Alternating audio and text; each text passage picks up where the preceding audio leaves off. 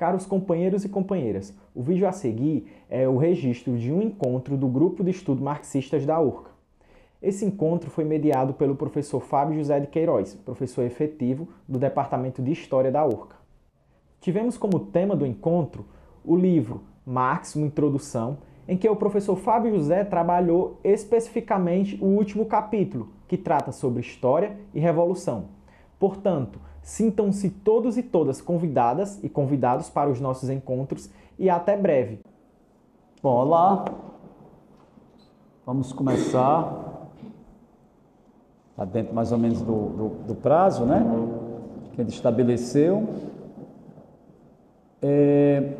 Bom, o que é que a gente pediu? Para que todo mundo pudesse fazer a leitura do último capítulo do livro Marx, uma Introdução, né, do George Gresper, e o último capítulo se chama História e Revolução. Aqui, nesse livro, nós trabalhamos o primeiro capítulo e vamos trabalhar hoje o último capítulo. E esse capítulo, a maioria dos que estão aqui são da história, né? Não sei quem tem da história, um da arte, dois do direito e o restante da história, né? Bom, sobre arte, o Marx era um cara muito ligado à arte, né? Muito, a arte, sobretudo a literatura, está muito, digamos assim, está tudo isso muito embrenhado na obra do Marx. O Marx, ele era apaixonado por Shakespeare, por Dante Alighieri, e, assim, antes de se tornar, digamos um materialista, ele passou pelo romantismo. A primeira corrente com a qual o Marx dialogou na juventude foi o romantismo. E esse romantismo o levou a se aproximar filosoficamente do Kant. Então, o Marx ele começou no plano filosófico dialogando com Kant, né? Estudou a obra do Kant, né? Estudou. Para só um segundinho para entrar o pessoal. Vocês viram?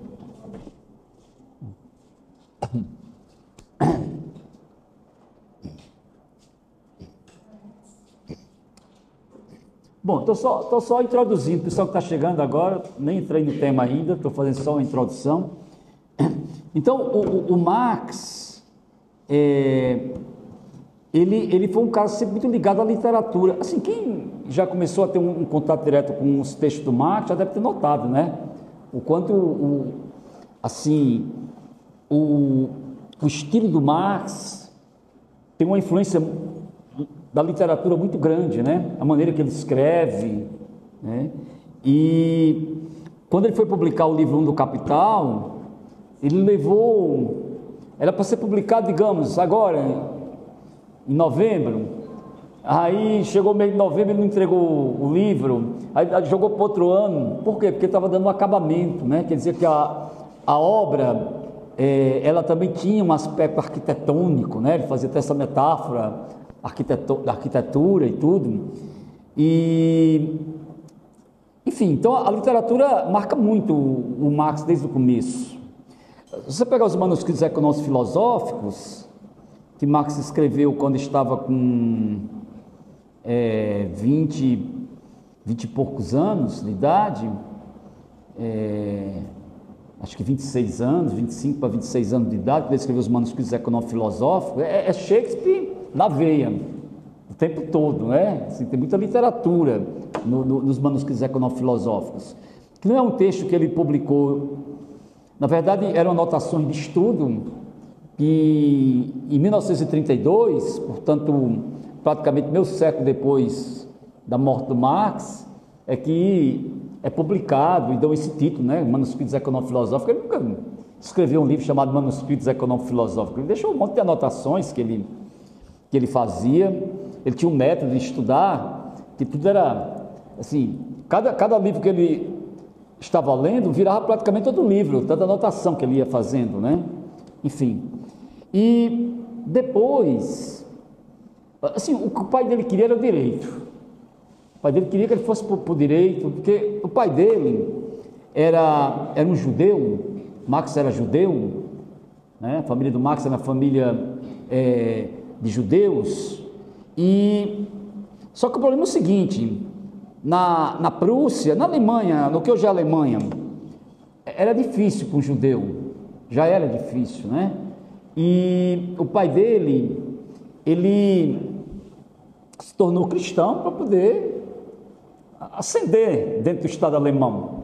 E ele queria que Marx se tornasse um burocrata do Estado alemão. E para isso, um curso de direito. E Marx fez o curso de direito. A graduação dele é em direito, né? Em direito. E se vocês pegarem os primeiros textos do Marx, tem muito aspecto do direito, os primeiros textos do Marx. Mas só que aí ele decidiu fazer doutorado em filosofia, né? Ele fez a graduação no direito, mas fez o doutorado dele em filosofia. E se vocês pegarem os primeiros textos do Marx, eles estão impregnados da filosofia. Até a maneira dele escrever, muito filosófica, um pouco difícil, né? Os primeiros textos do Marx. E, bom, até que ele conheceu um texto do Engels,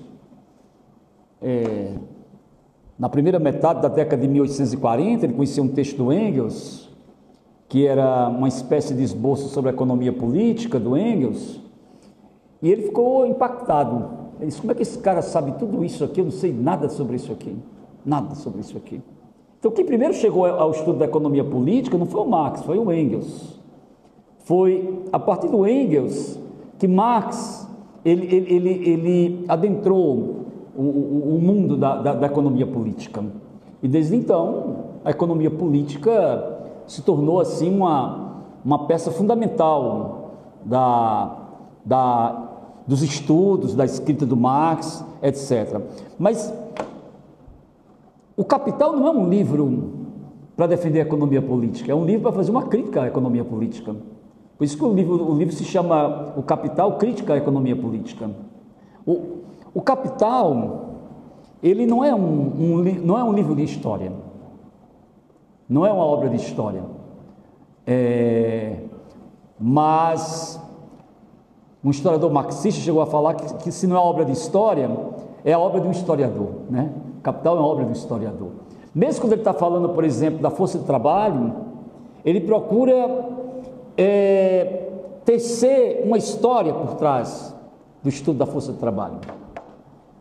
Claro que tem aqueles capítulos mais visivelmente de historiador, tipo o 24, assim chamada acumulação primitiva de capital, é um texto, é um capítulo mais visivelmente histórico. Mas um texto, para ser histórico, ele não precisa ser visivelmente histórico, né? Visivelmente histórico. Então, o Capital, o que fala isso é o Pierre Vilar, não é a obra de um historiador, ou não é obra de história, mas é obra de um historiador. A mesma coisa a ideologia alemã. Por que eu estou falando de ideologia alemã? Porque nós vamos falar um pouquinho sobre a ideologia alemã hoje aqui. Ele escreveu esse capítulo aqui. Para escrever esse capítulo aqui, ele teve que recorrer à ideologia alemã. Ele teve que recorrer à ideologia alemã. E a ideologia alemã não é um livro de história, mas é um livro de dois historiadores, Marx e Engels. Que Marx e Engels, eles trabalham como historiadores na construção do livro A Ideologia Alemã. Como era a história à época do Marx? Como era a história à época do Marx? Era a história das civilizações, era a história dos estados, era a história dos chefes de estado. Essa era a história à época do Marx.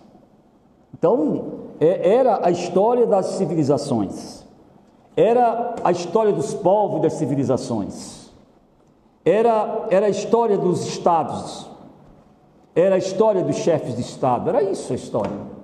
Era a história de Filipe não sei das quantas, Henrique não sei das quantas, de Pedro não sei das quantas. Essa era a história à época do Marx. E Marx não está contente com isso. Marx ele foi hegeliano. Depois que ele rompe com aquela fase romântica dele, aí ele vai abraçar Hegel. Vai estudar Hegel, vai beber Hegel, vai comer Hegel, vai respirar Hegel. Ele vai ler tudo do Hegel, absolutamente tudo do Hegel. Tem uma música do Caetano Veloso que ele diz que só é permitido filosofar em alemão, né? Por que ele diz isso? Porque é incrível, né? Você vai falar da filosofia, está lá o Kant, está lá o Hegel, está lá o Nietzsche, né? Está tudo alemão, tudo alemão. E o alemão preferido do Marx era o Kant, e depois se tornou Hegel. E Hegel, ele vai devorar a obra do Hegel. Ele vai estudar profundamente a obra do Hegel. E ele se torna um hegeliano. E ele se junta a um grupo de jovens como ele, com 20 e poucos anos de idade, que também estudam Hegel. Esses jovens também estudam Hegel. E eles vão ser chamados de neo-hegelianos. E Marx é um neo-hegeliano. Marx é um neo-hegeliano. Por que chamam neo-hegeliano, novos hegelianos? Porque seguinte, depois que o Hegel faleceu, sobretudo, há uma tentativa de aproveitar o que há de mais conservador no pensamento do Hegel. E esses jovens hegelianos, pelo contrário, eles procuram aproveitar o que haveria de mais progressivo no pensamento do Hegel. Esses jovens hegelianos, esses neo-hegelianos. E Marx está dentro desse time. Só que chega um determinado momento que Marx estuda tanto que ele não está satisfeito com que ele concluiu daquilo ali. Isso tem alguma coisa errada. Porque, assim, essa ideia do Hegel, de que tudo é colocado em movimento, né? Tudo é colocado numa perspectiva dialética, isso acompanha Marx até o final da vida dele. Até o final da vida dele. Mas ele diz que em Hegel a dialética está ali invertida. É preciso colocar a dialética na sua posição correta, inverter essa dialética. Hegel é um idealista. Hegel vai dizer que a história ela é uma construção do espírito. Ela é a realização absoluta da ideia, ou a realização da ideia absoluta, né? Então para Hegel, a história é a realização da consciência, a realização do espírito, a realização da ideia. Portanto, mais importante do que a realidade é a consciência. Mais importante do que a existência é a consciência, é a ideia, é o espírito. Portanto, o pensamento tem mais importância do que a realidade. Então, é como se a história ela fosse a realização do pensamento, a realização da ideia, a realização do espírito humano. Isso seria a história para Hegel. Evidentemente, Hegel é muito mais profundo, é muito mais rico, é muito mais complexo do que isso que eu estou falando aqui, tá? É uma figura genial, o Hegel. E o Hegel, quando escreveu a Fenomenologia do Espírito, ele tinha 37 anos, gente. Eu fico imaginando como é que um cara com apenas 37 anos de idade conseguiu produzir um troço daquele ali. A obra monumental que eu falo assim, no sentido da influência que ela vai ter no pensamento ocidental, sobretudo, né? E o que ela apresenta de novo, né, naquele trabalho, e como aquilo vai influenciar gerações, não só na Alemanha, mas fora da Alemanha. Então, Hegel é um pensador fecundo, profundo, complexo, genial. Mas o Marx não está satisfeito com essa concepção da história do Hegel, que coloca a consciência como mais importante do que o ser, mais importante do que o ser, né? E Marx começa a se questionar, começa a questionar esse conceito, essa concepção de história do Hegel. Mas ele está questionando o Hegel não diretamente, mas através de seus intérpretes, os neo-hegelianos. A ideologia alemã não é um acerto de contas com Hegel, é um acerto de conta com seus amigos neo-hegelianos. Você pode ver, vocês vão ver lá que ele vai falar de um Bauer, ele vai falar de um Stirner, são todos jovens hegelianos, com quem Marx conviveu. Marx conviveu com essas pessoas, cresceu intelectualmente com essas pessoas, e agora Marx está rompendo com essas pessoas. A ruptura do Marx foi pouco a pouco. Você pega, por exemplo, o livro A Sagrada Família, é uma ruptura com esses neo-hegelianos. Eram irmãos, né? Os irmãos Bauer, por isso o nome do título do livro irônico, né? A Sagrada Família. Você pensa que ele está falando de Deus, do Pai, do Filho e do Espírito Santo. Não, ele está falando dos irmãos Bauer. Daí o título, A Sagrada Família, é um título irônico, né? O Marx é muito irônico. Poucos anos depois, ele era muito amigo do Proudhon. Proudhon é um dos caras que vão inspirar, o anarquismo como movimento, né? Como movimento social, como ideologia, como movimento como ideologia. E eles eram amigos até. E o Marx até que admirava o Proudhon. E de repente, quando o Marx rompe, ele rompe sempre de uma maneira muito forte, né? Às vezes muito violenta mesmo, do ponto de vista do choque, da tensão. E o Proudhon havia escrito um livro chamado A Filosofia da Miséria. E Marx responde a ele com a miséria da filosofia, né? Para ironizar o título do trabalho, ironizar inclusive o Proudhon. O Proudhon, depois eu nunca entendi porque que esse jovem se voltou contra mim e tal, não sei o que, sempre o tratei bem e tal, enfim. E alguém havia pedido, inclusive, para que Marx fizesse uma resenha do livro do Proudhon. Aí não me peço para fazer isso, porque eu acho que vocês não vão gostar do resultado.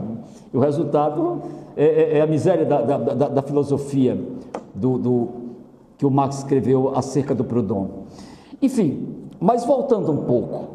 Então, o acerto de contas com Hegel não é diretamente com Hegel, mas com os discípulos do Hegel, com os neo-hegelianos. E o Marx já naquele momento estava fazendo um acerto de conta para um lado e para o outro. Porque, por exemplo, o Marx, o que é que ele apreciava do Hegel? O método, a dialética, aquela ideia de ver as coisas em movimento, em suas contradições, né? O que é que incomodava Marx no empirismo, por exemplo? Incomodava Marx no empirismo, ele chega a falar até na ideologia alemã, que ele diz que a história não é uma coleta de fatos mortos, não é uma coleta de fatos mortos. Marx está se dirigindo aos empiristas, porque os empiristas, eles tomam a realidade apenas no plano descritivo, sem análise. E ele diz, a história não é uma coleta de fatos mortos. Eu fico coletando os fatos, mas não há análise, não há movimento naquilo ali, não há uma subjetividade, nenhuma interpretação, nenhuma análise naquilo ali. Ou seja, falta vida. Falta vida na visão do Marx, do trabalho dos empiristas. O que é que Marx gostava dos empiristas? Essa coisa de você trabalhar com a realidade, você se debruçar sobre a realidade. O incomodava é que ele se debruçava sobre a realidade apenas para descrever a realidade. Não há uma leitura ativa, uma interpretação rica, uma análise daquilo ali. Por isso que ele vai dizer, a história não é uma coleta de fatos mortos, ou não é uma coleção de fatos mortos. Mas o que é que o incomodava no idealismo? Essa ideia de que a história era simplesmente a realização de uma ideia, a realização de uma subjetividade, que a história seria apenas uma realização do espírito. Isso o incomodava profundamente. Então, ele não estava satisfeito nem com a visão histórica idealista, nem com a visão histórica empirista. Porque, embora os empiristas trabalhassem sobre a realidade, dessem primazia à realidade, Ele dizia, falta alguma coisa aqui. E além de tudo, eles são muito descritivos, eles não analisam, não há análise. E os idealistas diziam, não, falta realidade. Tem só o espírito, cadê a carne? Não tem carne, só tem espírito. Então ele não estava satisfeito nem com a visão, nem com a outra.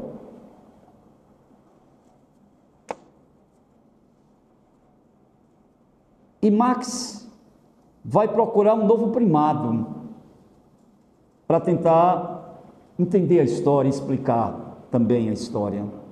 E esse primado é o primado da produção. Depois eu vou botar produção agora, mas depois eu vou ajeitando essa produção aí, tá certo? Para Marx, no livro A Ideologia Alemã, Marx e Engels, eles vão trabalhar com uma coisa que eu vou chamar aqui o primado da história. Não vão chegar em casa e dizer que o professor falou não sei o que, prima da história, não. Primado da história, a primazia, tá? Da produção, a prioridade da produção. Marx vai trabalhar com o primado da produção. E ele parte do seguinte pressuposto, que para poder fazer história, a Mônica tem que comer, beber, morar, vestir, tá certo? Quando a gente olha para nós todos aqui, né? Como é que nós estaríamos aqui sem comer, sem beber, sem morar, sem vestir? Às vezes pensa, não, mas tem gente que mora na rua. É a moradia. São pessoas que estão em situação de rua. A moradia dessas pessoas hoje é essa. Por isso que se fala de situação de rua em relação a essas pessoas. Quando não se cobrem, quando está muito frio, por exemplo, em cidades como São Paulo, essas pessoas morrem na rua. Morrem na rua. Enfim, por exemplo, houve um tempo aqui que houve uma ação política e um grupo foi preso e começou a fazer uma greve de fome e pessoas que tinham 110 quilos saíram com um pouco mais de 40 quilos depois de uma greve de fome. Então, para fazer histórias, as pessoas precisam comer, beber, vestir, morar. Então, na ideologia alemã, Marx parte desse... Olha, é porque produção envolve muita coisa em Marx. Produção envolve muita coisa. É porque, às vezes, quando você fala produção... Aí você pensa só numa fábrica produzindo, né? E não é isso. Produção para Marx tem um sentido mais amplo do que isso. Tanto quando ele está discutindo produção, ele envolve produção, como é que isso é distribuído depois, a população, como é que... Tudo isso é discutido em Marx. Como é a divisão do trabalho, como é, ele leva em conta todos esses elementos. Eu vou tocar um pouco nesses assuntos depois. Divisão do trabalho, inclusive, não é uma categoria marxiana, né? Marxiana, divisão do trabalho. Quando Marx começou a escrever, todos os autores franceses, ingleses, alemães trabalhavam com essa categoria de divisão do trabalho. E Marx pega divisão do trabalho. É como estranhamento, alienação, tudo isso já. Agora Marx vai dar uma abordagem própria para cada uma dessas coisas. E depois ele mesmo vai substituindo o idioma do Kant, do Hegel, pelo próprio idioma. Vai criando suas metáforas também. As famosas metáforas da infraestrutura, estrutura e superestrutura. Na verdade são metáforas. Metáforas se desgastam, né? Então são metáforas que ele utilizou. Por exemplo, ele usa essas metáforas num texto de 1859, que é a crítica da economia política, né? Que é um livro que ele vai... É base para o Capital. É a base para o Capital. E onde pela primeira vez ele fala do método dele. Porque hoje abunda o trabalho sobre método em Marx. Mas Marx pouco falou sobre método. Nesse esboço que ele escreveu aí, nessa introdução à crítica à economia política, ele fala do método dele pela primeira vez. Pela primeira vez ele fala do método dele. Esse texto é de 1859. 1859. E ele fala nesse texto, pela primeira e última vez praticamente, dessas três coisinhas. É como se fosse um edifício, né? Infraestrutura, estrutura, supraestrutura, né? Mas essa metáfora arquitetônica era apenas a maneira que ele encontrou para tentar explicar a concepção dele de mundo, a concepção dele de história, digamos assim. Eu vou depois voltar um pouco por que isso, tá certo? Mas o fato é que o Marx ele sai da Alemanha, ele vai para a França, depois ele vai para a Bélgica, e depois ele vai para a Inglaterra, e ele morre na Inglaterra, certo? Ele morre na Inglaterra. Mas quando ele sai da Alemanha, ele vai para a França, e entra em contato com o movimento socialista francês. Marx tinha muita desconfiança com o movimento, já existia um movimento comunista, tá? Marx não inventou o movimento comunista, já existia um movimento comunista. Só que Marx dizia que eles eram muito dogmáticos, e ao mesmo tempo ele não acreditava em utopias. Eu gosto muito da palavra utopia, acho muito bom quando o movimento camponês fala em utopia e tal, não sei o quê, mas o comunismo para Marx não é uma utopia. O comunismo para Marx não é uma utopia. Eu vou voltar um pouco sobre isso aqui, depois vou pegar a própria frase dele diretamente, para não estar dizendo uma coisa, onde foi que ele inventou isso? Não, vou pegar uma frase do Marx, onde ele vai dizer que o comunismo para ele não é uma utopia. Não é uma utopia. Não é algo que vem de fora da sociedade para mudar a sociedade. Isso não existe para Marx. Marx não acredita em nada que venha de fora da sociedade para mudar a sociedade. Eu estou dizendo que o Marx estava insatisfeito. Ele chega na França, conhece o movimento socialista, aí ele começa a romper com essa turma toda aí. Essa turma não é socialista. E Marx começa a entrar no movimento socialista. Você vê como ele mudou a posição dele sobre o comunismo. Quando ele se aproximou do movimento operário, existia um movimento chamado Liga dos Justos, um movimento político organizado, chamado Liga dos Justos, que convidou Marx e o Engels para escrever o manifesto, o programa do grupo Liga dos Justos. E o que foi que Marx e Engels propuseram? Muda esse nome, Liga dos Justos, não quer dizer nada. Bota o quê? Liga dos Comunistas. Bota aí, Liga Comunista, acaba com esse negócio de Liga dos Justos. Liga Comunista a partir de agora. Tanto que o manifesto não é o manifesto dos justos, é o manifesto comunista que Marx e Engels vão escrever. Mas até o manifesto comunista, Marx e Engels vão fazer um acerto de contas com o seu passado filosófico, político, histórico. Por exemplo, Marx descobre na França o movimento operário. Descobre o movimento operário, entra em contato diretamente com o movimento operário. Sabe o que Hegel dizia? Hegel dava os conservadores gostavam muito dessa parte do Hegel. E Hegel dizia o seguinte: olha, na sociedade civil é tudo muito fragmentado, é muita contradição na sociedade civil. Quem pode resolver isso? O Estado. Portanto, o Estado seria o lugar onde se resolveriam problemas como da democracia, da representação. Então, tudo seria resolvido no Estado, dentro do Estado. Então, para Hegel, havia uma primazia do Estado em relação à sociedade. A sociedade era fragmentada, era conflituosa, era individualista. E como é que você vai transformar, digamos que ansiedades, reclames em direitos? Por meio do Estado, certo? Então, em Hegel, o Estado que garantiria a liberdade política, portanto, garantiria a emancipação política. Tudo passaria pelo Estado para Hegel. Tanto que Hegel, ele diz assim, olha, nenhuma classe vai resolver isso aqui, é o Estado. E quem é a figura do Estado? O burocrata. Então, para Hegel, é a burocracia, o agrupamento social capaz de fazer a mediação dos conflitos na sociedade. E Marx não está satisfeito com essa história. Que essa burocracia vai resolver? Como assim? E Marx, ao entrar em contato com o movimento operário na França, disse, não, Aqui, quem vai poder fazer essa mediação que o burocrata não vai fazer? É a classe operária. É essa classe que pode modificar a sociedade. Ela não tem nada a perder. Isso vai aparecer no manifesto depois. Não tem nada a perder, o mundo a ganhar. Né? Não tem nada a perder senão os grilhões. E, engraçado, se nós pegarmos os textos da juventude, isso começa a aparecer pouco a pouco. Isso não aparece de uma vez, aparece pouco a pouco.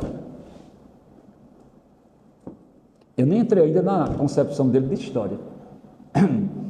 Estou só fazendo uma introdução, nem entrei ainda no tal da concepção de história de Marx, porque aqui essa nossa conversa é história e revolução.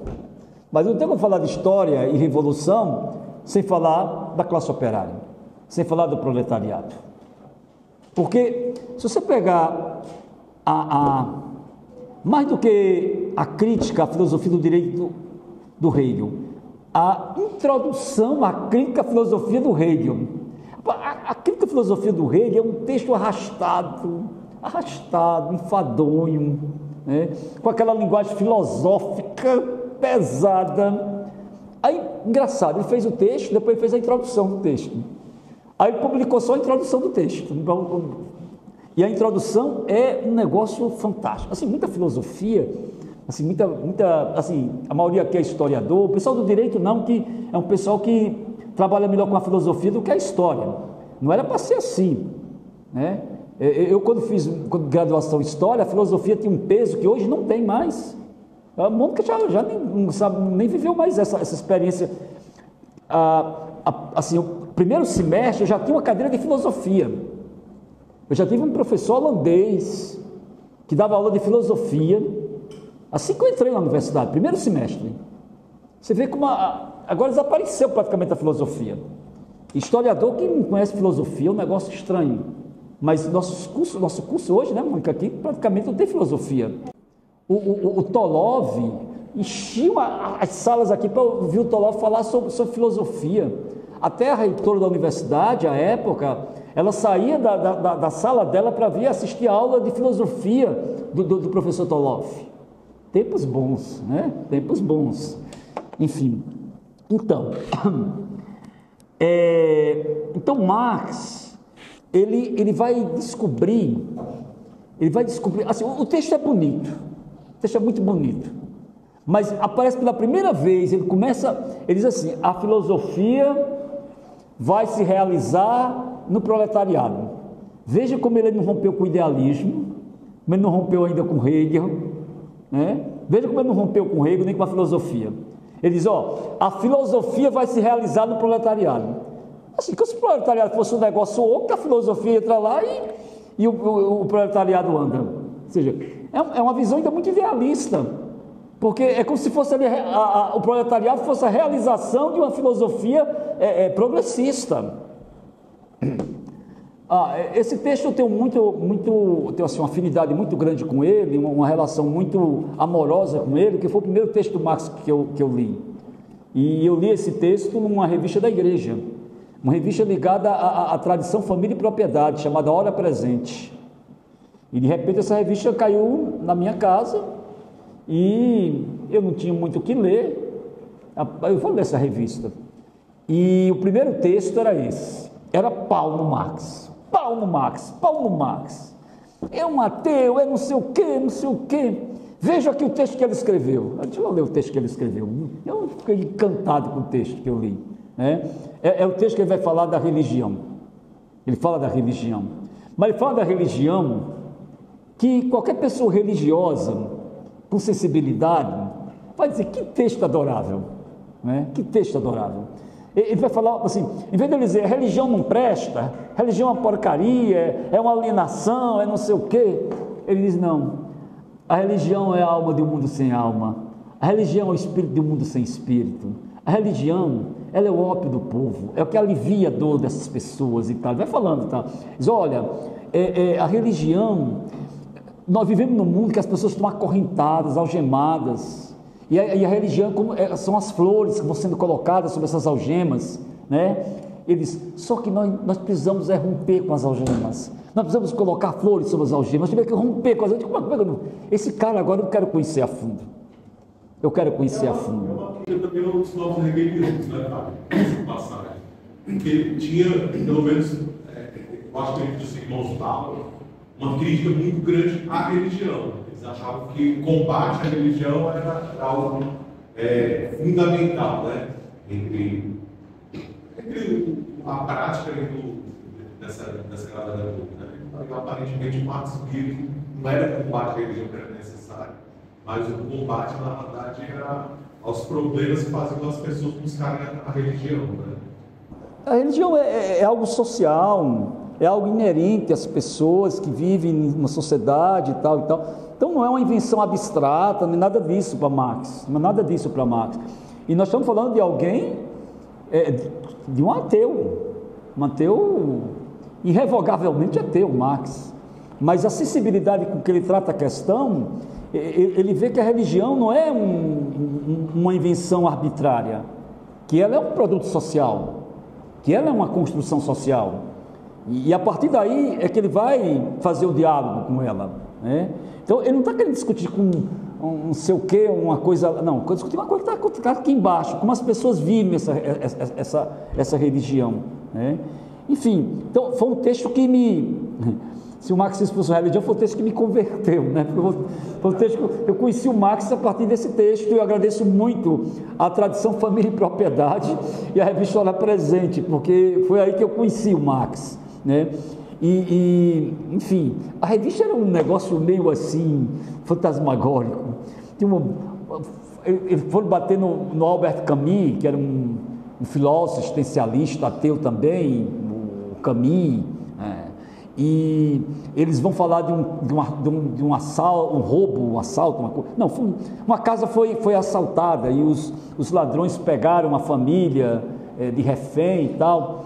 E eles eram uns ladrões muito sofisticados intelectualmente, começaram a discutir com a família sobre Albert Camus. Tipo assim, olha que esse Albert Camus serve, olha para quê? Desencaminhar as pessoas e tal. E foi bom que nesse tempo eu conheci também o Camus nesse tempo, né? Meu irmão que faleceu, ele comprava os livros, e eu ia devorando os livros dele, e ele comprou O Estrangeiro e A Queda do Camus, eu devorei, achei fantástico, até hoje acho duas obras fabulosas, principalmente O Estrangeiro do Camus, acho uma obra fabulosa, né? Enfim, um bom marxista tem que ser muito aberto, tá? Muito aberto, conhecer muitas coisas, não pode ficar vendo o mundo assim, dessa maneira aqui não, mas ver o mundo de uma maneira mais aberta, até porque o marxismo, ele é uma totalidade aberta. O marxismo é uma totalidade aberta. Quando eu falo em totalidade, é que o marxismo, ele não é um negócio fragmentado, é um negócio sistemático, organizado, né, o pensamento marxista, mas ele é aberto, o pensamento marxista, não é um negócio. Por exemplo, você vê, o que era o marxismo no século XIX, o que era o marxismo no século XX, o que é o marxismo no século XXI. Mudou muita coisa no marxismo. O marxismo conseguiu incorporar muitas coisas que Marx não viveu, e que Marx não tinha como incorporar o que ele não viveu.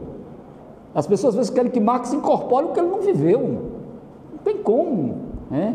Se não tivesse incorporado muito do real, né, não teria sobrevivido esse tempo todo, né? E você vê, na verdade,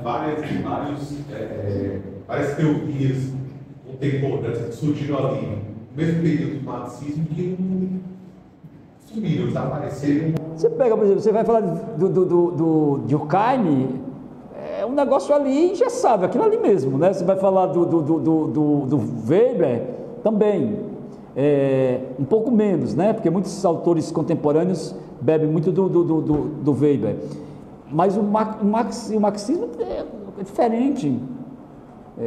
Se você pegar o que Lenin incorporou o marxismo, o que o Gramsci incorporou o marxismo, o que o Trotsky incorporou o marxismo, o que o Lukács incorporou o marxismo, o que Merzaros incorporou o marxismo, enfim, aqui na América Latina, o que Mariátegui incorporou ao marxismo, só para citar alguns nomes, né? Enfim, então o Marx não estava satisfeito com todo esse monte de coisa aí. E ele, por exemplo, em lugar de dizer que o primado da história eram os grandes homens, as grandes civilizações, era a ideia absoluta, era o espírito. Marx vai dizer que o primado da história é a produção. Aquilo que eu falei há pouco, para fazer história, nós precisamos comer, beber, vestir, morar. Ou seja, o que é que ele quer dizer com isso? Que o primeiro ato histórico do ser humano, o primeiro ato histórico, não é pensar, não é ter uma ideia. O primeiro ato histórico do ser humano é produzir as condições da sua subsistência. Esse é o primeiro ato histórico, né?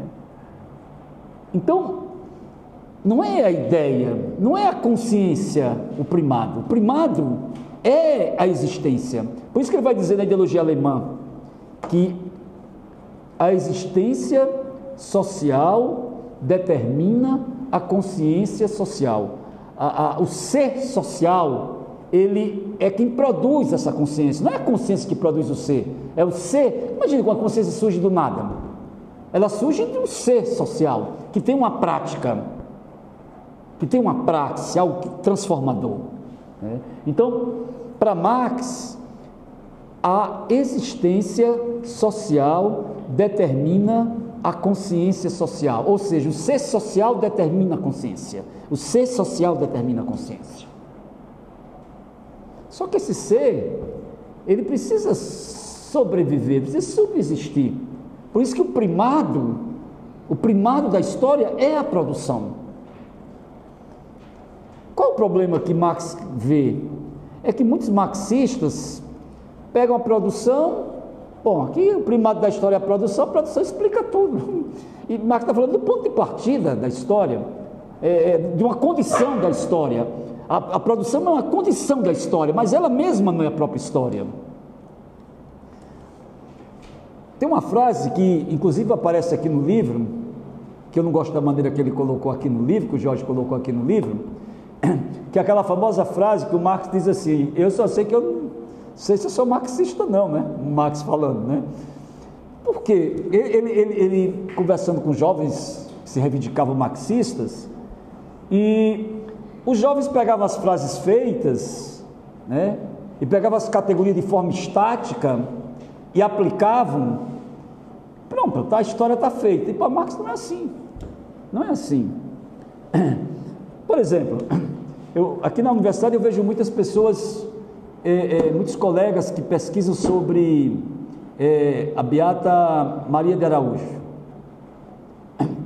Aí eu vou dizer o seguinte: o primado da história é a produção. Eu vou resolver essa história dessa maneira? O primado da história é a produção, acabou, né? Então, para Marx, quando ele fala que o primado da história é a produção, ele não está dizendo que isso explica tudo.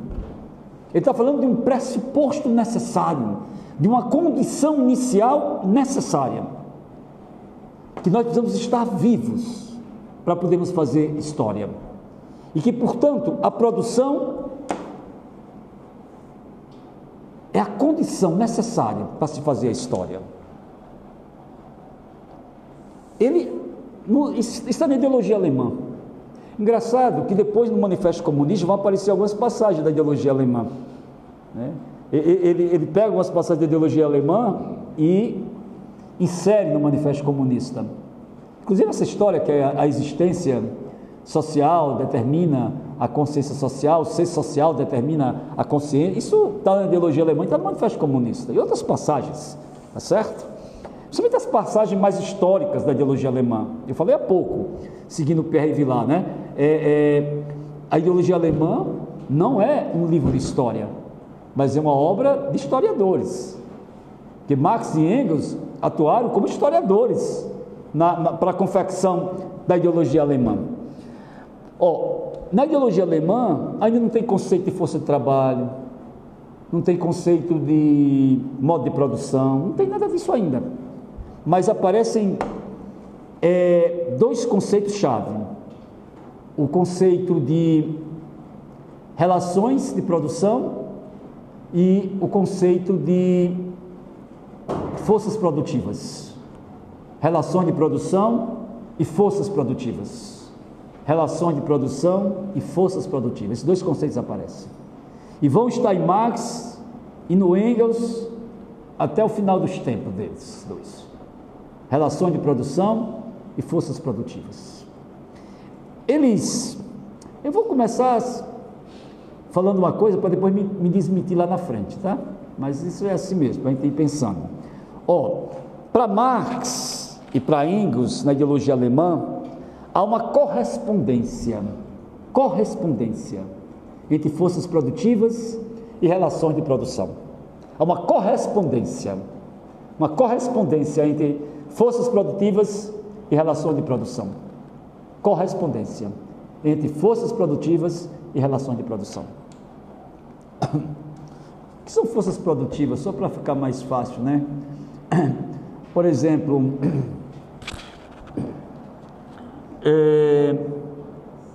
os produtos que a natureza oferece, chamam também as matérias-primas, é uma coisa.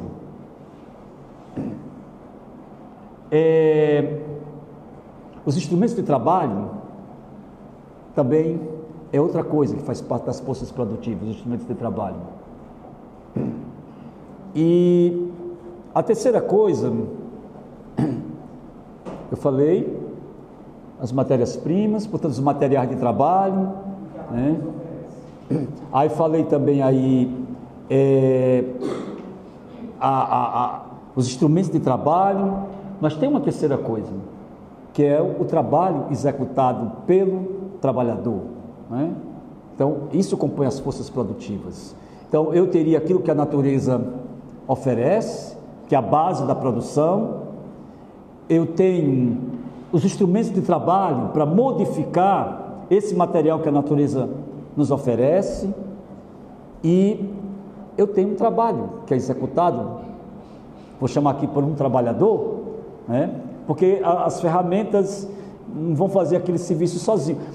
Tem uma coisa, mesmo com as máquinas cada vez mais automatizadas, quem é que fabrica essas máquinas? Elas não são fabricadas sozinhas, são fabricadas também pela força de trabalho do operário, enfim, do proletariado, como falava o Marx. Por que proletariado? Não tem nada, só tem a prole, tem nada.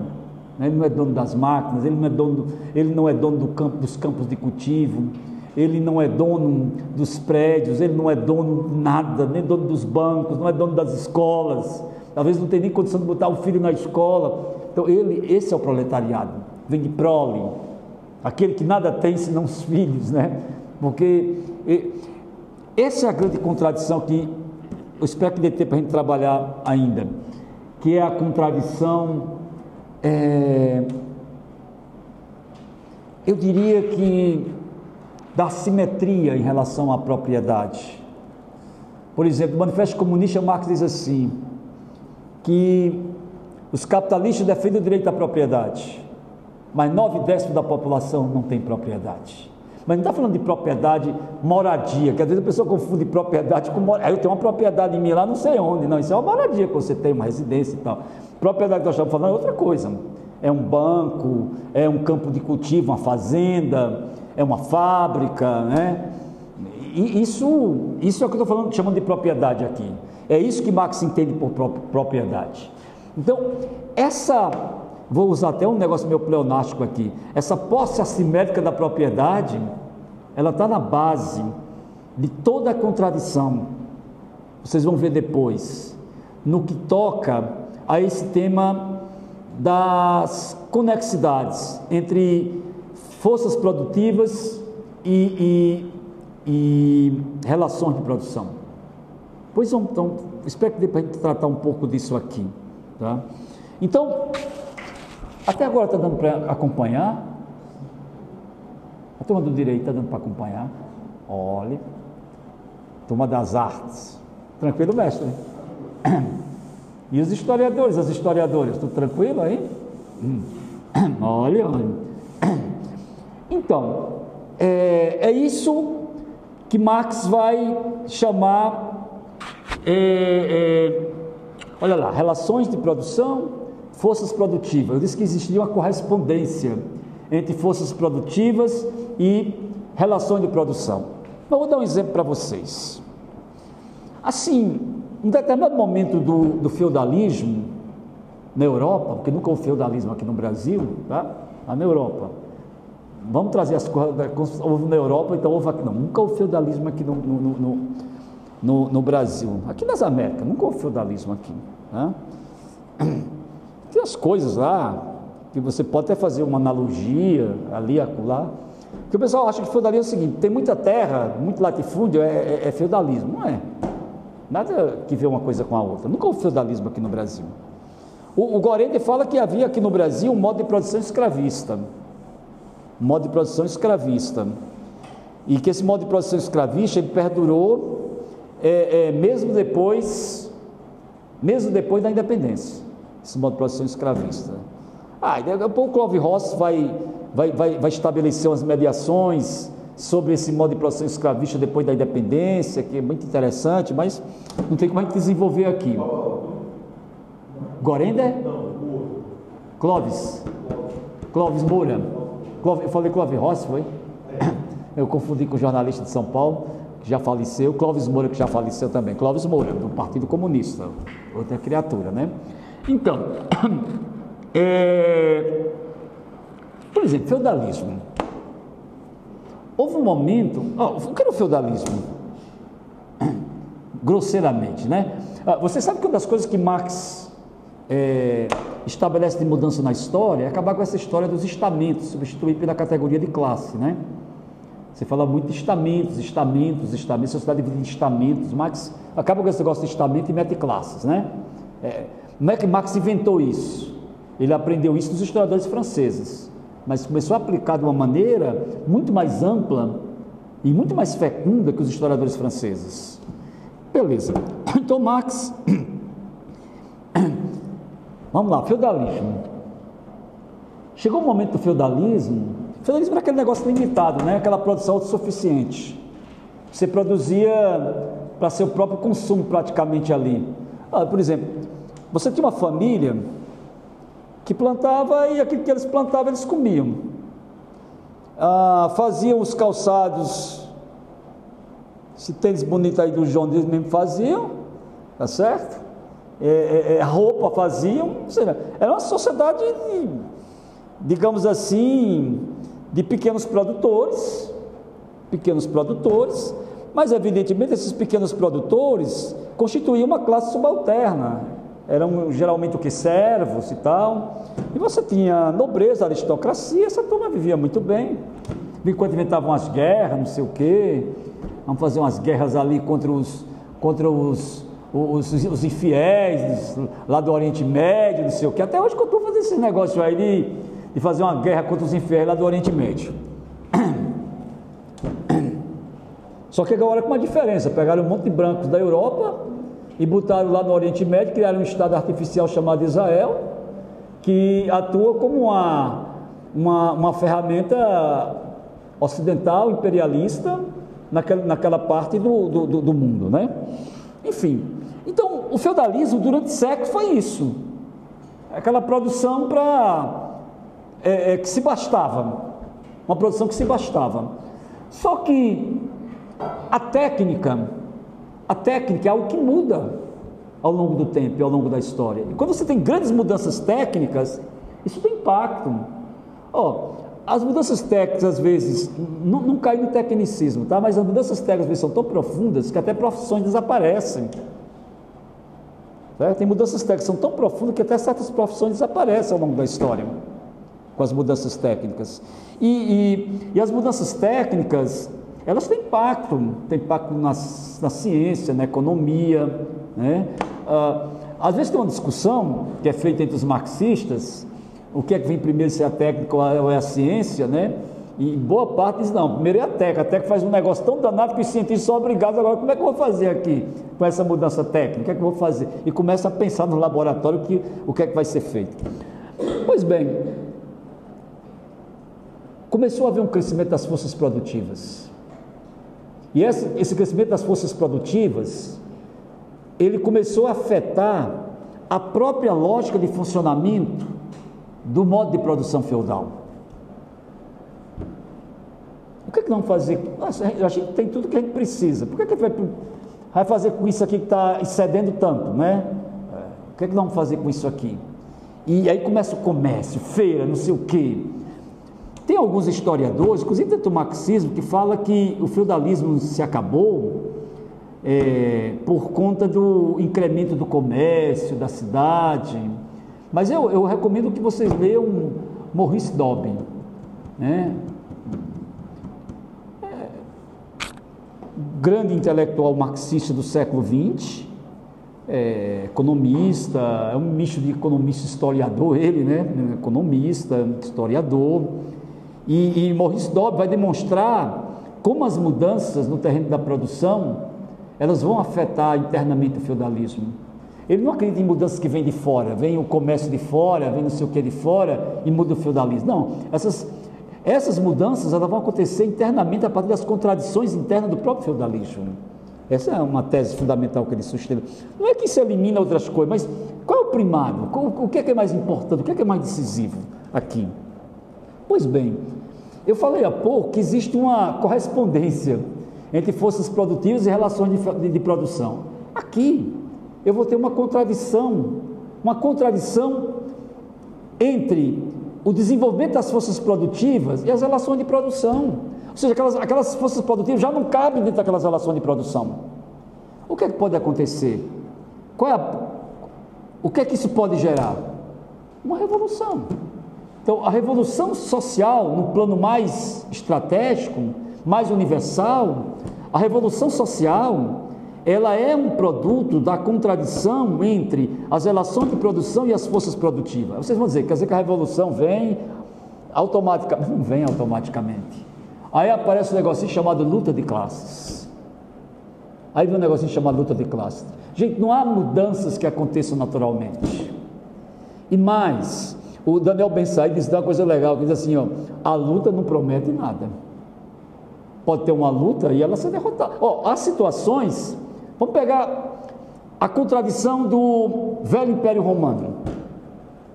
Vamos pegar o Império Romano. Em lugar de uma classe vencer, a outra ocupar o seu lugar e colocar um novo projeto de sociedade, se acabou tudo. Não quer dizer, por exemplo, nós estamos vivendo uma situação, vamos lá, voltou a se falar até de guerra nuclear. Nós podemos ver uma situação que, em lugar do socialismo, triunfe a barbárie nuclear. A Rosa Luxemburgo dizia que era uma ilusão achar que só tinha um caminho, o socialismo, para a humanidade. Podia ter o pior. Ela dizia socialismo ou barbárie, um sistema social pior do que o capitalismo ainda. Então, não tem garantia. O Ben Said fala, a luta não promete nada. A luta não promete nada, mas sem luta não muda nada. Não muda nada. Então, por exemplo, para mudar do feudalismo para o capitalismo, não teve luta? Não houve luta? Não houve revoluções na Inglaterra, nos Países Baixos, na França, com repercussões em todo o mundo ocidental, pelo menos? Então, as coisas da economia não vão se resolver na economia. E outra coisa, Marx e Engels jamais falaram que a economia é tudo e o resto não é nada. Eu prometi a vocês que eu ia usar o próprio... quando tiver um dinheirinho sobrando, tenta descobrir esse livrinho em algum sebo. Só que você tem condição de encontrar esse sebo, esse livro aqui. Ele é muito antigo, ele é de 1977. Então vocês ainda não nem nascido quando esse livro foi publicado aqui. 1977. Eu acho que essa editora Grijalbo nem existe mais, eu nem sei, acho que nem existe mais. Marx e Engels, Cartas Filosóficas e Outros Escritos. Cartas Filosóficas e Outros Escritos. Eu vejo aqui, muitas vezes na universidade, as pessoas falam, não, mas que para Marx e para Engels tudo é economia, não sei o quê, economia explica tudo, não sei o quê. Será que eles disseram isso? Eu vou pegar aqui só umas passagens bem rapidamente desse texto. Onde está? Tudo aqui é marcadinho. Agora vamos ver onde é que eu deixei marcadinho para aqui. Tudo é marcado. Proudhon, não vou me interessar pelo Proudhon, quero outra coisa. Olha só. Sobre o tema do primário da produção. Isso é uma carta que Engels escreveu 5 anos antes de morrer. Até o final da vida. E aqui Marx já estava morto, então estava só o Engels vivo. O Marx morreu em 1883, o Engels morreu em 1895, 12 anos depois. Já era um senhorzinho de 75 anos, o Engels ia fazer 75 anos quando ele morreu. 75, 77, alguma coisa assim.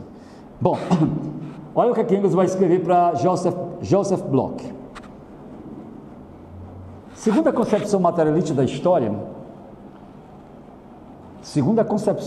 da história, nem falei sobre isso ainda, o elemento determinante da história é, em última instância, a produção e a reprodução da vida real.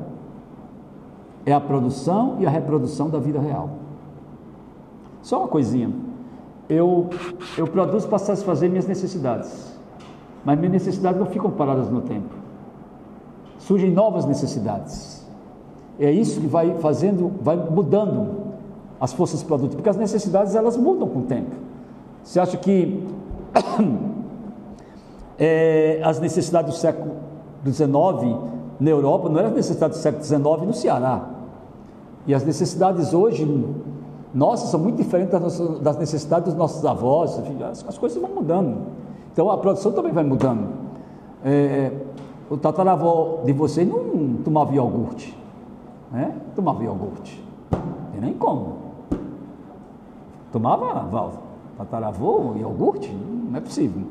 Então, segundo a concepção materialista da história, o elemento determinante da história é, em última instância, a produção e a reprodução da vida real. Nem Marx, nem eu dissemos outra coisa a não ser isto. Ele está dizendo, nós nunca dissemos que a economia é tudo, não sei o que, nunca. Aí ele segue. Portanto, se alguém distorce esta afirmação para dizer que o elemento econômico é o único determinante, transforma-a numa frase sem sentido, abstrata, absurda. Ele está dizendo exatamente o contrário. Essa história aqui, a economia é tudo, não sei o que, ele está dizendo exatamente o oposto disso. Tá? Isso é uma carta dele.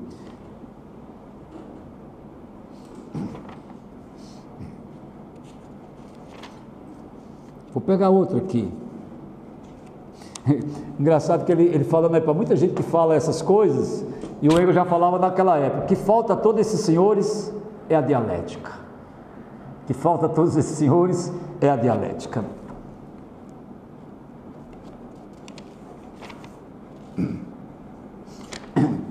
Uma carta que Engels escreveu a Franz Mehring. Nós colocávamos e éramos obrigados a colocar, nós colocávamos e éramos obrigados a colocar a ênfase principal, antes de mais nada, em derivar dos fatos econômicos fundamentais das ideias políticas, jurídicas e as demais noções ideológicas e as ações por elas desencadeadas. Nós éramos obrigados. Por quê? Porque ninguém dava nenhuma importância a esse tema da vida material. Ninguém dava importância ao Estado, à política, aos reis, às civilizações, mas a produção e reprodução da vida material, nenhuma preocupação. Então, ele diz, nós podemos tentar exagerar, mas por que nós exageramos? Porque ninguém falava sobre isso. Ninguém falava sobre isso.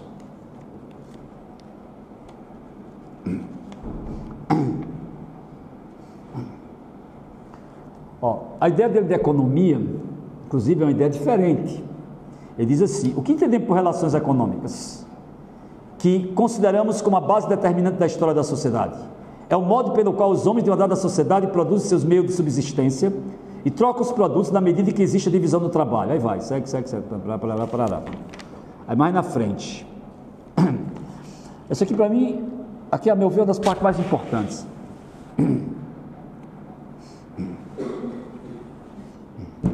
O desenvolvimento político, jurídico, filosófico, religioso, literário, artístico, etc., apoia-se no desenvolvimento econômico, Olha lá, o desenvolvimento político, jurídico, filosófico, religioso, literário, artístico, apoia-se no desenvolvimento econômico, Porém, esses elementos interatuam entre si, reagindo também sobre a base econômica. Não é verdade, portanto, que a situação econômica seja a causa, que só ela seja ativa e tudo mais passivo. Pelo contrário, existe um jogo de ações e reações sobre a base da necessidade econômica que acaba sempre por se impor em última instância. Aí vai.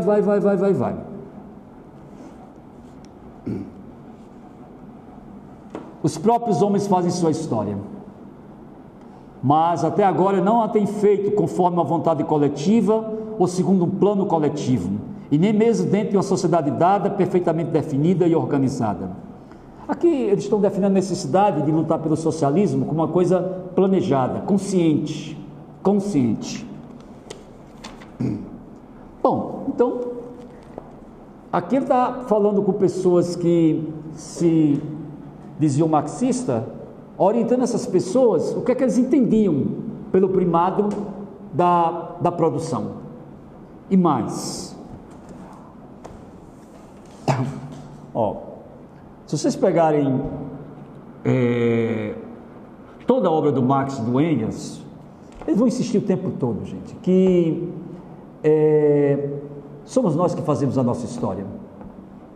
Não é a economia que faz a história, somos nós que fazemos a história. Agora, não fazemos essa história de acordo com as circunstâncias que nós escolhemos. Mas vamos lá. Vocês estão todos aqui tranquilos. Vou voltar para Fortaleza, com a guerra, até o dia 27. Certo? Até o dia 27. Vocês acham que eu queria ter um segundo turno entre o reformismo moderado do PT e a extrema-direita? Eu tenho como escolher? Né? Eu tenho como escolher? Ou melhor, há alguma dúvida? O que é que eu tenho que fazer? Lutar para derrotar a extrema-direita. Então, você não escolhe as condições em que você luta. Eu lembro de uma professora que ela tem uns videozinhos que ela gravava de história, e o pai dela era um velho comunista. E ela foi comunista na juventude, depois. E ela questiona essa frase do Marx, diz que essa frase do Marx é determinista, de que os homens fazem sua história, mas não sob circunstâncias de sua escolha. Eu quero saber quem é que escolhe as condições. Imagina, eu vou escolher onde eu vou nascer, em que condições eu vou nascer. Aí eu nasci, meu pai e minha mãe não têm boas condições de ficar. Não quero ficar aqui não, gente, vou embora dessa fora. Quero outro pai e outra mãe. As coisas não funcionam assim. As coisas não funcionam dessa maneira. Então, nós fazemos a história? Fazemos, mas não sob circunstâncias, sob condições da nossa escolha. Se vocês pegarem o início do 18 de Brumário Luiz Bonaparte, do Marx, assim, que é uma metáfora atrás da outra, né? Que ele vai dizer que até o passado atua como duendes, né? Sobre o nosso cérebro, sobre nossas cabeças e tal, e tal, e tal. Mas é assim, por exemplo, o que o passado nos legou, foi o que o passado nos legou. E nós vamos dizer, eu não bebo, eu não como, eu não quero isso. Sim, mas aí vai adiantar alguma coisa? Se você não quer, se isso aqui não, você vai ter que lutar para transformar isso aí. Então, olha só, Marx diz que quando há uma quebra dessa correspondência entre forças produtivas e relações de produção, abre-se um período de revolução social. Quando quebra-se essa correspondência entre forças produtivas e relações de produção, abre-se uma época de revolução social. Olha, Marx escreveu sobre revoluções, tem vários livros dele, né? A luta de classe em França, a guerra civil em França, o próprio 18 de Brumário Luiz Bonaparte e tal. Todas as revoluções derrotadas. Todas as revoluções que ele analisa foram derrotadas. Todas. Até porque Marx não conhecia nenhuma revolução vitoriosa. Nenhuma. A revolução de 1848 foi derrotada. Marx estava fora da Alemanha e voltou para a colônia na Alemanha para participar da Revolução Alemã. A Revolução Alemã foi derrotada. Ele teve que fugir da Alemanha e voltar para a Europa Ocidental, que a Alemanha é centro-ocidental, né? Ele vai ali para a França, para a Bélgica de novo, depois vai para a Inglaterra. Então, tem uma coisa chamada luta de classes, e você não tem como garantir qual vai ser o resultado da luta de classes. Não tem como você definir de antemão qual vai ser o resultado. Por exemplo, na Rússia, você tem uma Revolução Vitoriosa em 1917, mas 12 anos antes, houve uma revolução, foi derrotada, a Revolução de 1905. A maior parte das revoluções é derrotada, a maior parte é derrotada. Tem as revoluções vitoriosas, né? A Revolução Francesa, Revolução Burguesa, Francesa de 1789, a Revolução Russa de 1917, a Revolução Chinesa de 1949, a Revolução Cubana, tem as revoluções vitoriosas, mas a maioria das revoluções, a maioria é derrotada. Então não basta ter uma quebra na correspondência, é preciso que uma nova classe imponha o seu projeto contra a outra classe. Por exemplo, os senhores feudais representavam o quê? O atraso. Quem representava, digamos, o progresso? A burguesia. E foi vitoriosa a Revolução nos Países Baixos, na Inglaterra, na França. Uma classe, digamos, mais progressiva venceu uma classe mais atrasada.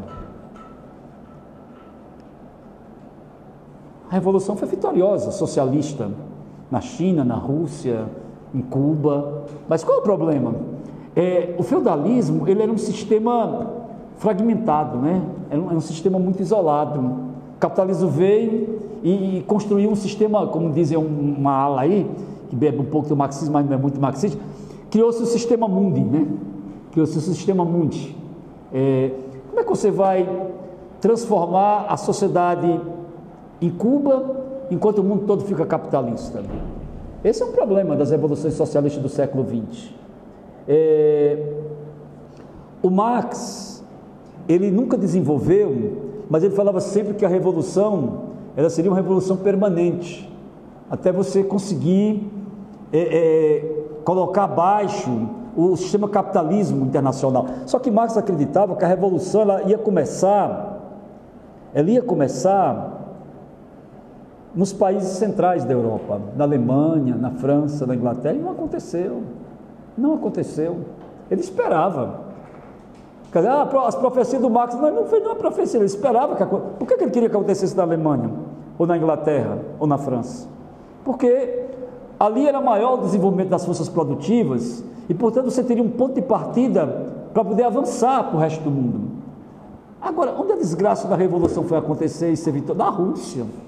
Na Rússia dos czares, numa sociedade altamente atrasada. Gente, socialismo não é socialização da miséria, é socialização da riqueza. Isso é socialismo. Marx nunca. Por que Marx queria começar na Alemanha? Porque a Alemanha era muito mais desenvolvida, tinha muito mais condição de ser um bom ponto de partida para a Revolução Mundial. O Lenin, quando a Revolução foi vitoriosa na Rússia, ele conversou várias vezes com... O Trotsky até fala no livro que conversou com o Lenin, como é que ele ganha logo aqui? Por que ele não ganhou na Alemanha? Ganha aqui na Rússia. E Marx, e Lenin e o Trotsky estavam convencidos que era melhor perder na Rússia e ganhar na Alemanha. E eles não eram alemães. O Lenin era russo e o Trotsky era ucraniano. Não tinha nada de Alemanha. Por quê? Porque eles achavam que ali era um pressuposto, um ponto de partida muito melhor para a Revolução Mundial. Enfim, estou já pertinho. Nós temos já tarefa aqui.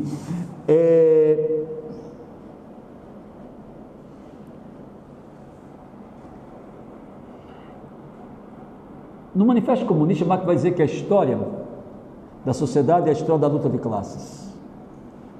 Mas depois o Engels vai corrigir.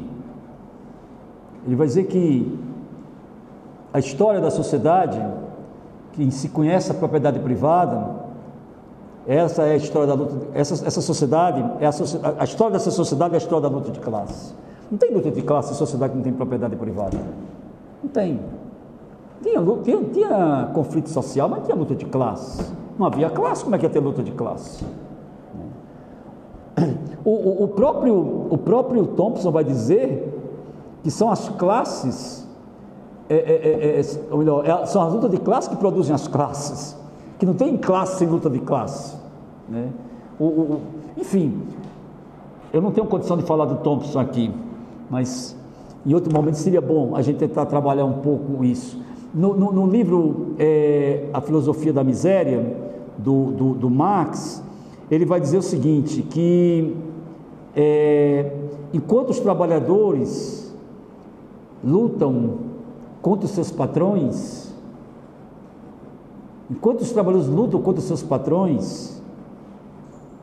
eles constituem uma classe em si, e só se transformam numa classe para si quando toma consciência da necessidade de lutar não só contra seus patrões, mas contra todos os seus patrões e seu sistema, né? Porque, por exemplo, você pode fazer uma greve numa fábrica, é uma luta contra seu patrão apenas, não é uma luta contra o capitalismo ainda. A sua consciência permite apenas você lutar pelo seu salário na sua empresa, mas você não compreende ainda que é preciso fazer essa luta em escala geral. Então Marx diz assim: o trabalhador, a classe trabalhadora é uma classe em si, quando ela consegue enxergar apenas a luta contra o seu patrão individual. Só se transforma numa classe para si quando compreende que essa luta tem que ser contra toda a classe patronal, contra toda a burguesia, contra todo o seu sistema, e não apenas contra seu patrão individualmente. Marx, ele via a história como uma ciência. Tem uma frase que ele riscou no manuscrito, quando foram pegar o manuscrito para escrever a ideologia alemã, mas está riscado, mas botaram no texto. Está riscado assim: conhecemos uma única ciência, a ciência da história. Conhecemos uma única ciência, a ciência da história. Só que o que ele entendia por história não é o que a gente entende por história hoje, esse conhecimento fragmentado, isolado, não.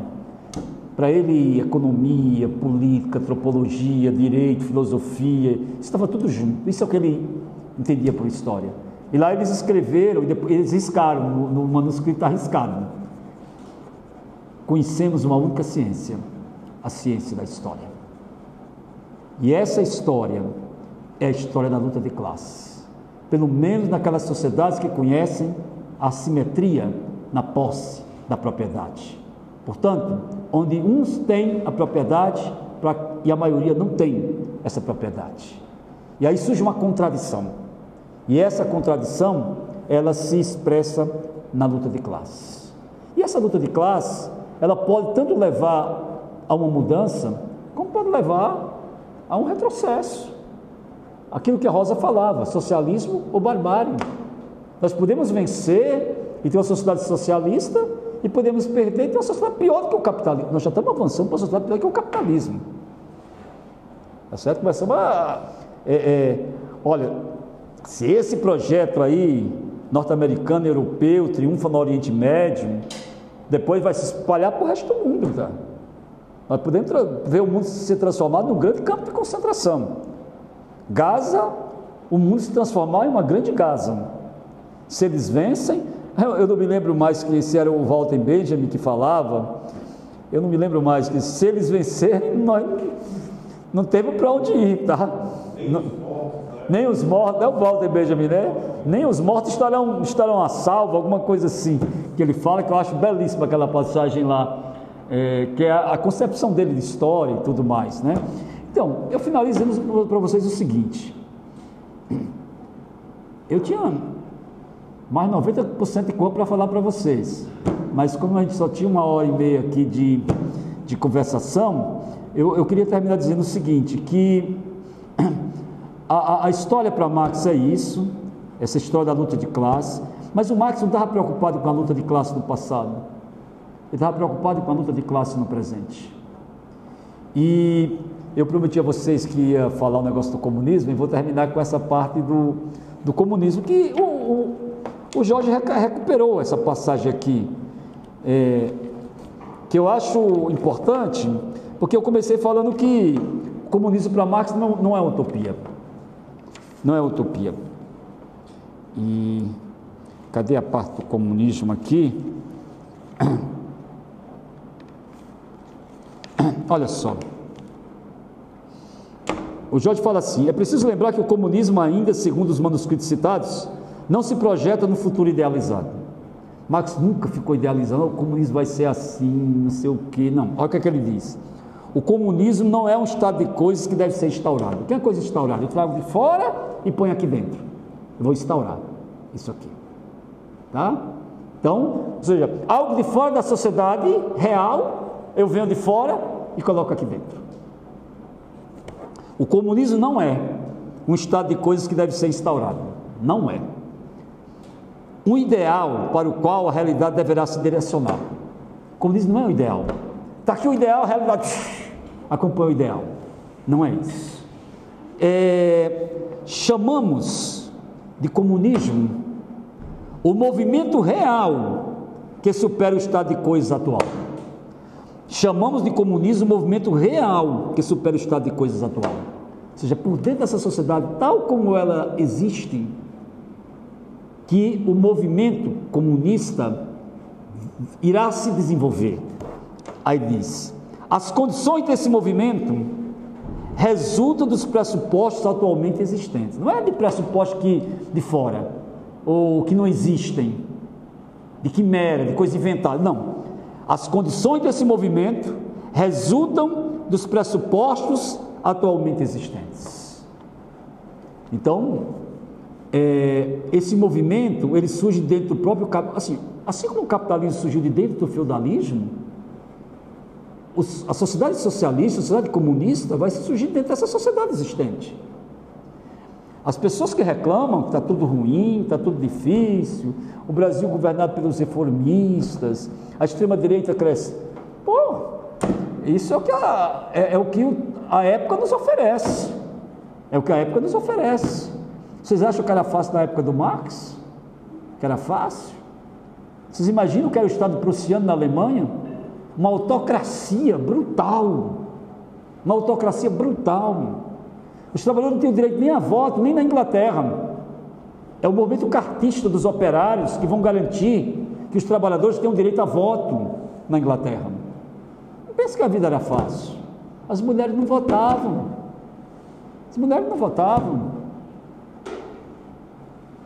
Então, para a gente não achar que agora está difícil, que antes não estava fácil antes não, nem está agora. Está difícil. O que é que pode ter complicado? Aí eu não tenho tempo como desenvolver isso. Assim, o fim da União Soviética, esse negócio de socialismo de mercado na China, não sei o que, essas coisas fizeram com que a classe trabalhadora perdesse uma referência.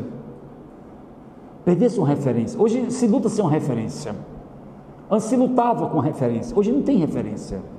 Nós voltamos àquela situação da época da Comuna de Paris. Quando os operários tomaram o poder em Paris, em 1871, nunca havia ocorrido um caso dos operários tomar o poder em algum lugar. E eles tomaram o poder pela primeira vez em Paris, em 1871. Marx enlouqueceu. Aí ele começou, a partir daquela experiência, a dizer: olha, não teorize sobre como vai ser um governo da classe trabalhadora. Olhem para a Comuna de Paris. Esse é o governo da classe trabalhadora, é a Comuna de Paris. Vão errar? Estão errando? Você acha que as coisas vão ser feitas só com os acertos? Mas não me perguntem como vai ser o governo operário. Olhem para a Comuna de Paris. Hoje nós não temos nada para dizer assim: olhem para a Comuna de Paris. Esse é um grande problema do nosso tempo. Nós hoje não temos como dizer: olhem para a Comuna de Paris, porque nós não temos a Comuna de Paris, nós não temos a Comuna do Cravo, nós não temos a Comuna do Juazeiro do Padre Cícero, não temos essas comunas, né? Enfim, eu não sei se vocês conseguiram entender alguma coisa, se eu compliquei a vida de vocês, se ficou mais confuso do que já estava, se ficou ótimo, que aí vão ter que estudar, né? Olha, releia o capítulo, aí eu vou conversar com vocês, se vocês, dependendo da dificuldade de vocês, da gente pegar aqui 1h30, só esse capítulo, e pegar os parágrafos que vocês acharem que tem mais dúvida e conversar sobre eles, tá? Eu peguei o capítulo e ampliei o capítulo, evidentemente, eu não sou papagaio para estar repetindo o que está aqui. Então eu fiz um levantamento mais abrangente do tema sobre marxismo e história. Só quero que vocês tenham isso muito nítido. O primado da história para Marx é o primado da produção, mas isso ainda não é história. Por que é que Marx diz, só sei que não sou marxista? Porque os caras vinham com o negócio, o primado da economia, o primado da produção, o primado de ser o quê? Sim, eles, cadê o estudo da história? Onde é que fica? Então, cada elemento da história, cada ponto da história precisa ser estudado, investigado, antes de você chegar a qualquer conclusão. Então, pesquisa histórica, meus caros e caras, pesquisa histórica, nós temos que seguir investigando a história. É isso, vamos conversando por aí, né?